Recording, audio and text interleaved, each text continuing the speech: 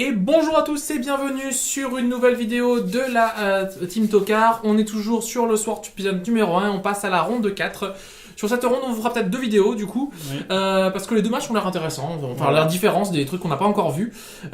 Du coup, là on est avec Cédric qui joue Monogrinao, gros, MGA. Et en face, on a Antoine qui joue un jeu qu'il a monté lui-même, qui s'appelle Eggs. C'est le seul à le jouer. C'est le seul à le jouer, voilà. Et donc du coup, alors ça va être très simple, ça va être du mono bleu splash rouge contre du mono vert. Ouais. Et généralement contre la mono bleu contre mono vert, c'est quand même généralement mono vert qui est vachement avantagé. Pourquoi ? Parce que c'est très très agressif et du coup le seul moyen que va avoir mono bleu, alors c'est un mono bleu pas contrôle, c'est un mono bleu combo. C'est vraiment le but. Ouais. Eggs au contrôle d'Eggs, c'est parce qu'en fait c'est jouer beaucoup de cailloux qui était avec des formes d'œufs en fait et qu'on sacrifiait pour faire du mana. Là c'est pareil en fait, du coup le but du jeu de Eggs ça va vraiment être je sacrifie des artefacts, je pose des artefacts à très bas prix, je les sacrifie pour faire du mana avec Iron Cloud Clones, là le truc qui est à 4. Oui. Qui fait que je sacrifie un artefact, je gagne 2 mana. Ils coûtent moins, ou les faire payer moins cher avec... Ou les faire payer moins cher avec la créature artefact qui fait que les artefacts coûtent un incolore de moins. Et il me semble qu'il joue aussi l'artefact qui fait que les artefacts coûtent un générique de moins aussi. Voilà. Et du coup, le but, c'est tu vas faire des artefacts qui, quand ils vont au cimetière, te font piocher une carte. C'est ça. Et tu vas faire des trucs qui permettent de reprendre des artefacts du cimetière, de remettre dans ta main. Ou les mettre en top, voilà. En fait. Et du coup, tu fais des boucles comme ça jusqu'à avoir genre un trillion de mana et faire boule de feu à 20, 30, 40 sur toi. Et là on commence une grosse sortie de Monogreen aggro qui fait une 2-2. Meilleur tour 1. Voilà. Pour 1 j'ai une 2-2. Là on a le caillou qui jouait dans Tron, hein, voilà. On les joue de toute façon, hein, les 8 cailloux qui font piocher qui sont dans Tron, on les joue dans ce pack aussi. Mais là du coup c'est vrai que faut réussir à tenir. Alors est-ce qu'en side il a des cartes ? Mais la une est censée être la une en tout cas est censée être compliquée quoi. Vraiment. Et je pense que t'as pas la place en fait. C'est tellement un jeu combo carré. Oh, en plus il joue Burning Tree. Bah oui, donc avec Burning Tree qui est passé commune. Oui. Maintenant on peut commencer à faire n'importe quoi. Du coup on peut faire Burning Tree sur Nest Invader. Donc du coup il met une 1-1. 0-1. 0-1, c'est une 0-1 qu'on peut sacrifier à un Eldrazi. Un mana, quoi. Je sais plus parce que c'est les anciens Eldrazi qui faisaient 0-1 et les nouveaux Eldrazi ils font 1-1. Donc c'est pour ça. Si je dis pas de bêtises, c'est 0-1. C'est une 2-2. Je ne sais pas, je vous avoue que voilà. Alors là, la sortie qu'il nous a faite... J'ai l'impression qu'il a pas de land. Et là, c'est vraiment la loose parce que du coup, il a pas de deuxième mana, quoi. Ouais. Et pas avoir deuxième mana contre un jeu qui joue aggro. Surtout qu'il a les deux... il a les... ceux qui réduisent le coût, en fait. Ouais, et là, il va commencer à se prendre une tape à 2, 4, 6... Et 6 ou 7, ça dépend si du coup... Et sachant que s'il joue en 2 encore, c'est une tape à 10, là. Ouais.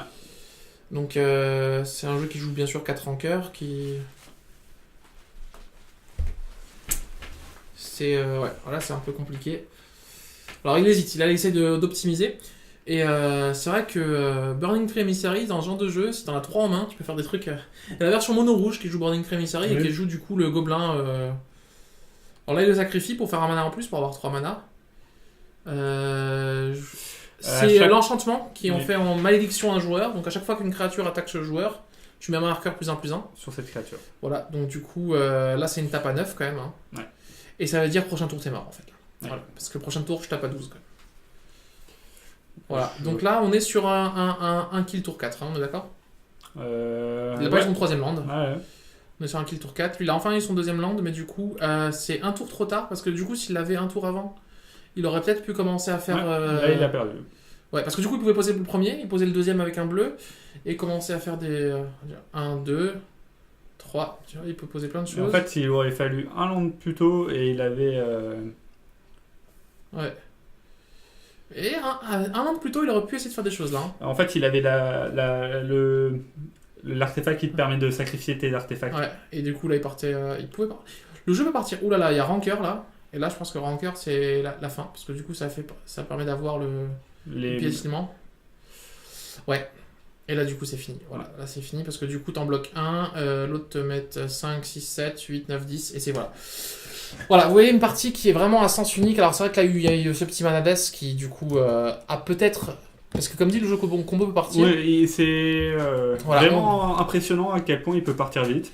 Donc voilà, on voit les 4 sculpteurs d'Ethereum pour la liste d'Antoine, on voit les 2 hommes de l'éveil, on voit qu'il joue aussi 2 landes qui se cyclent, il joue du coup 9 landes d'artefacts, hein, puisque c'est l'avantage de pouvoir les sacrifier aussi, les 4 rouges, 4 bleus et 1 vert.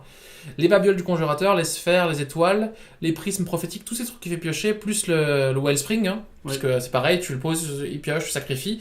Et donc avec la ferronnerie du clan, donc Crack Clan Ironworks, Manamorphose, parce que des fois tu vas pouvoir faire que des manas d'une certaine couleur, t'as besoin de couleurs différentes. En fait, c'est pour faire boule de feu. En fait, tu fais voilà, c'est ça. Pour faire... Et du coup, tu joues une boule de feu que tu peux en plus remettre dans ta bibliothèque grâce à Babiole. Donc voilà. Et derrière en side, donc il y a Atog qui est un plan B du coup. Oui. Et je pense que tu remplis les Atog. Et du coup, il y a aussi des fielleux qui gagnent plus de à chaque fois qu'un artefact arrive sur champ de bataille.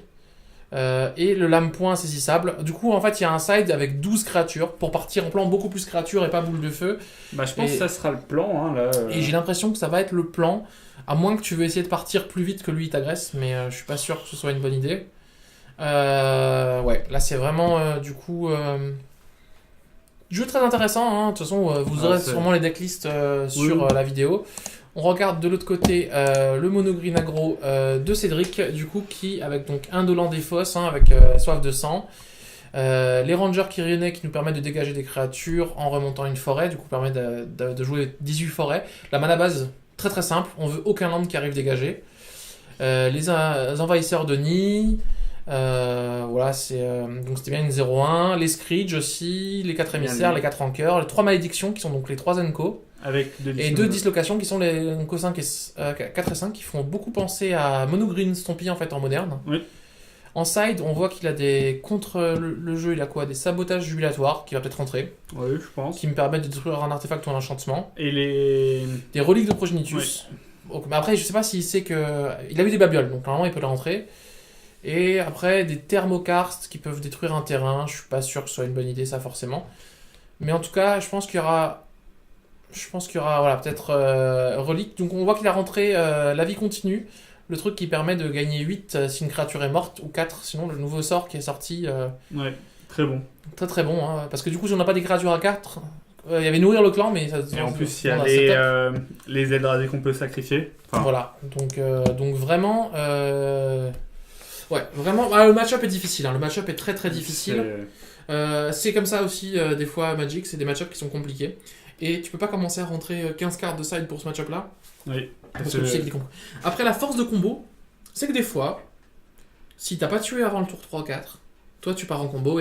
Parce que finalement, le jeu monogreen aggro a très peu d'interaction avec l'adversaire. Oui.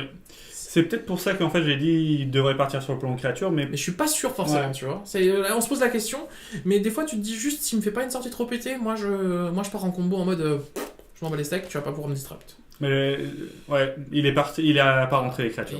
Non, il a pas rentré. À mon avis, il a peut-être rien rentré. Hein. Un seul land, c'est le même problème qu'avant. Sauf qu'il a de nouveau, il a 3 sphères chromatiques entre guillemets. Il la garde avec un seul land. C'est vraiment. Mais en fait, il en a pas beaucoup. Il en a que 5 des cartes qui permettent de réduire les coûts des artefacts. Ouais, et c'est vraiment important pour le combo. Il en a 6. Non, il joue 4 créatures et 2 fois l'artefact. Il joue 2 fois l'artefact, oui. Pardon, autant pour moi. Screech, donc tour 1, Screech. Attention. C'est un poil plus long que tout à l'heure, hein, quand même. C'est un poil plus lent, il n'y a pas une 2-2. Wellsprings, c'est compliqué, et toujours pas son deuxième land. Et on arrive au même souci, est-ce qu'on va nous faire une Reddit de la partie d'avant? Ce serait dommage, parce que Egg, c'est vraiment un jeu qui est sympathique. Genre, si vous avez envie, si vous aimez Boubouité, et que vous n'avez pas envie de jouer Arcane Tide parce que c'est trop compliqué, ce jeu-là, il est franchement fun, on vous le conseille, quoi. Vraiment... Et un petit point de règle que j'avais à te poser, et c'est le bon moment. Étoile chromatique, quand elle va au cimetière, tu pioches d'abord avant d'annoncer la couleur, ou tu annonces la couleur du mana avant de piocher? Alors, c'est une très bonne question, il faudrait parce qu'il me semble que... Alors là, il lui casse, voilà, je te casse un terrain, parce que ton terrain, c'est un terrain artefact. Oui. Donc là, lui, contrairement à moi, la ronde 1, où j'ai eu pitié de mon adversaire, et j'ai pas cassé le terrain, lui, il fait 0 pitié, cher ami. Hein. Il est là pour gagner, hein. Non, il a eu raison, Non, il a raison, après... Là, à mon avis, elle est perdue. Et là, c'est fini. Hein. Là, je pense que la partie, elle est finie. Après, il a toujours pas de créature. Hein. Enfin, il a une 1-1 vanille. Hein. Enfin, 1-1 lien de vie et vol, mais... Non, mais je pense qu'il aurait posé une créature s'il avait pas... Oui, mais ça veut dire... il a rentré un truc qui fait combat aussi. Il a quand même rentré. Il s'est dit... Voilà. Et l'enchantement. Là, ça commence à être compliqué. Je fais un round 2. Mais ça reste lent. Donc, elle est pas finie. Ouais, ça reste quand même très très compliqué. Hein. Je sacrifie en payant 1. Je me fais 1. Babiole. Babiole, je remets un terrain en dessous. Non, étoile. Du coup. Ouais, voilà, du coup, là, celle-ci était. Franchement, il touchait un deuxième terrain, il était déjà mieux. Voilà.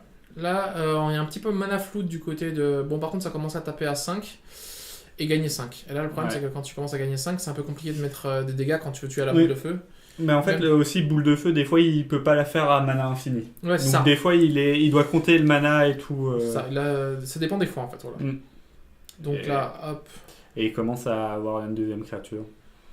Et toujours pas de deuxième terrain, c'est pas possible. Enfin, 2/3 là, mais. Ouais, mais là, toujours pas de deuxième, quoi, du coup, sur table. Soit le chromatique, de nouveau. On claque, on fait un bleu. Toujours pas. Ouais, la partie là, elle est. Il claque Babiole, il va mettre quoi en dessous? Un terrain? Je pense. Même si il aura pas le temps d'arriver jusqu'en bas, mais. Et t'es même pas obligé, hein, donc. Babiole, ça fait piocher tout de suite? Babiole, non, tu peux mettre en dessous, mais t'es pas obligé. Oui, mais ça fait piocher directement? Non, ça pioche à la fin. Du coup, là, j'ai pas trop compris. Il a mis une carte en dessous et il a pioché. Ouais, mais il peut pas le render s'il le met en fin de tour. Si, pardon. Je crois qu'il pioche tout de suite. Non, je croyais que tu pensais piocher avant de mettre en dessous. Non, tu pioches tout de suite. C'est pas à la fin du tour. D'accord, c'est justement ce que je voulais savoir. Et c'est un land qui fait 2 mana et... Oui, parce que j'avoue qu'il y a l'autre Babiole qui fait à la fin du tour, mais c'est ça. Oui, piocher une carte directement. Contrairement à l'autre qui fait Babiole de Mishra, qui fait à la fin du tour, en fait. Voilà. Excusez-moi. Et le land, en fait, produit 2. Mais il a 2 marqueurs sur lui, il arrive engagé, et quand il a plus de marqueurs, on le sacrifie. Voilà. Ok, totalement. Là, du coup, grosse phase d'attaque, et c'est fini. Voilà, malheureusement, la partie, on est vraiment désolé. Là, du coup, la partie est claire. On n'a pas pu trop vous répondre. Et du coup, par rapport à la question qui était, donc, on va voir juste, on va prendre de Simon l'étoile chromatique, qui est du coup taper, sacrifier l'étoile chromatique. 2 points. 2 points et faites un mana. Donc du coup, ça fait partie du sacrifice. Du coup, quand elle est sacrifiée, elle va au cimetière. Il y a le trigger, en pile. Et du coup, tu pioches, ta carte et ensuite tu dis ta couleur. Et il me semble que c'est différent pour l'autre, la sphère chromatique, où là c'est... Payer 1, engager-la, sacrifier, et voilà. Et là, tu dis d'abord le mana et ensuite tu pioches ta carte. Voilà, parce que c'est pas dans le... C'est pas le fait qu'elle part ça fait partie de la résolution. Ouais. Alors que l'autre, ça fait partie le fait qu'elle touche le cimetière. Et la sphère chromatique est justement un peu moins bien pour le combo parce que tu peux pas le sacrifier, faire 2 mana et piocher. Ouais. T'es obligé de faire un coloré. C'est ça. C'est exactement ça. Du coup, voilà. En tout cas, on vous mettra la liste quand même de Hex d'Antoine qui est vraiment très très intéressante. Après, le match-up mono-green et le match-up très aggro sont toujours compliqués. Ouais.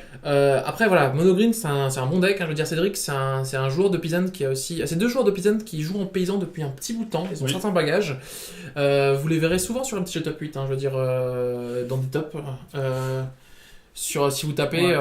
Donc, Cédric qui nous vient de Terreville et du coup. Antoine qui est adhérent de notre association Team Tocard. Voilà.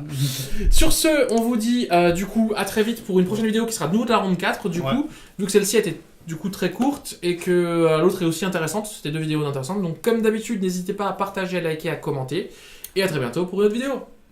Ciao ciao.